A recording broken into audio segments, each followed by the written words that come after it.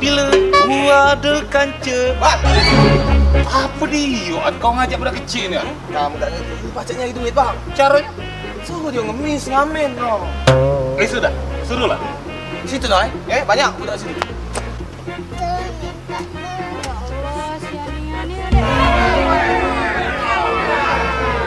Kenapa nangis, Ada Ici. Ici mana? Ici bang hidup. Siapa? Buat coba keruan ke duluan. Kita tunggu.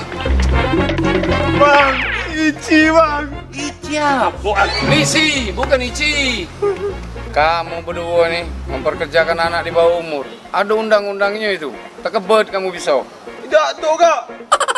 Kau ni puluk. Dia mau gak usah minta-minta.